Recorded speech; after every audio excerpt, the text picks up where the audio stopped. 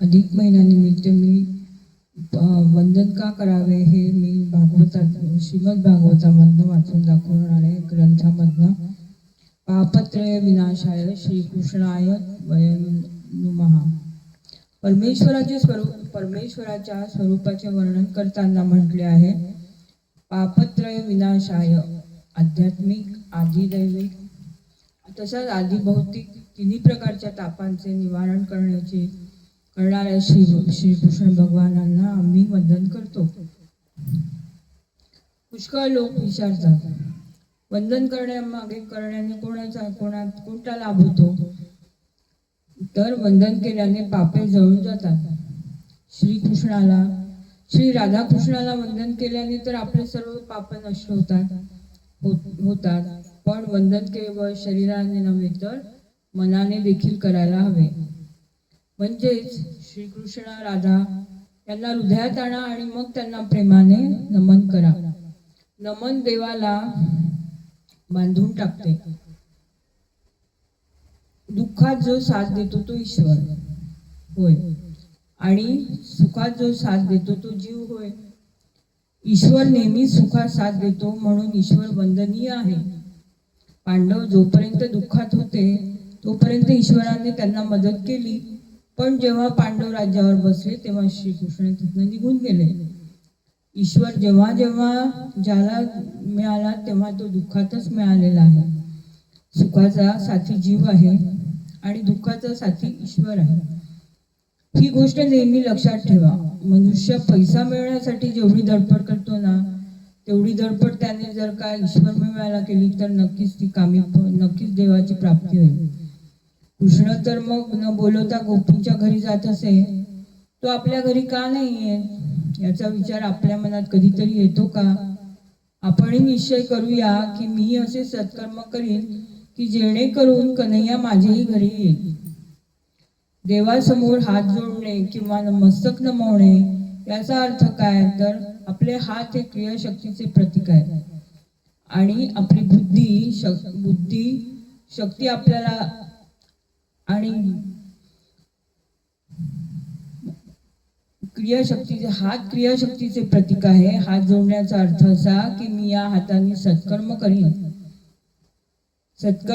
मस्तक नमवण्याचा अर्थ असा की हे नाथ मी आपली बुद्धी आणि शक्ती आपणाला अर्पण करतो. भगवंताला वंदन केल्याने पाप ताप नाहीसे होतात. निर्भय व्हायचे असेल तर प्रेमपूर्वक भगवंताला श्रीकृष्णाला नमन करा. केवळ वाणी आणि शरीराने नव्हे परंतु मनाने देखील हृदयापासून नमन करा. हृदयापासून वंदन केल्याने ब्रह्मसंबंध घडतो. जेव्हा घराचे बाहेर पडताना तेव्हा देवाला नमस्कार करून निघा. ईश्वराला प्रेमच पाहिजे असते व तो प्रेमच देतो. वंदन केल्याने ईश्वराशी संबंध जोडला जातो. जीवाचा स्वभाव वंदन करण्याचा नाही.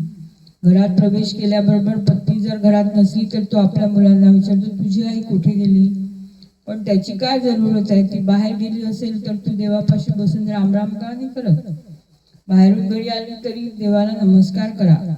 हा जीव परमेश्वराला प्रेमाने प्रणाम करील तर त्यावर परमेश्वर प्रसन्न होईल.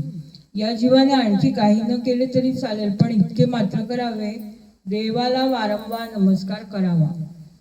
नमस्कार कराल तर तो सद्भावनेने करा. देवाचे माझ्यावर अनंत उपकार आहेत. परमेश्वराने आपणावर किती उपकार केले आहेत बरे.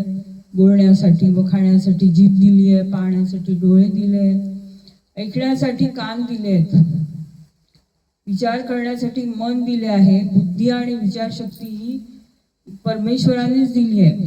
ईश्वराच्या उपकाराचे स्मरण करा. आठवण ठेवा आणि म्हणा की हे भगवान, मी तुमचा ऋणी आहे. अशा उत्तम भावनेने देवाला नमस्कार करावा.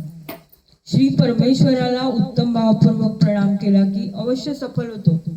विचार करा की देवाने मला जे काही दिले आहे हे त्या योग्य आहे का? मी जीवाची तेवढी योग्यता नाही, तरी पण देवाने त्याला अधिक देऊन ठेवले आहे.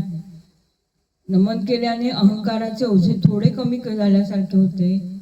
देवाचे काही ओझेच नाही, कारण त्याच्यात अभिमानच नाही, म्हणून तो फार हलका आहे. वाचन आणि चिंतन यापेक्षा जीवनात आचरणच अधिक श्रेष्ठ आहे. वेदांचा अंत लागत नाही आणि पुराणांचेही पार लागत नाही. माणसाचे आयुष्य फार थोडे आहे आणि शास्त्रांचा काही अंत नाही, पण त्या एकाला म्हणजे ईश्वराला जाणले तर सर्व काही जाणले जाते. कलियुगात माणूस कमी वेळात भगवत प्राप्ती करून घेऊ शकतो. हे भागवतात सांगितले ते हे अशा रीतीने भगवंताला नमन का करावे, वंदन का करावे, किंवा कुणालाही मोठ्या माणसांना वंदन का करावे, त्याच्या मागचे हे कारण आहे. आपण डायरेक्ट त्यांच्या हृदयातच जाऊन बसतो. धन्यवाद.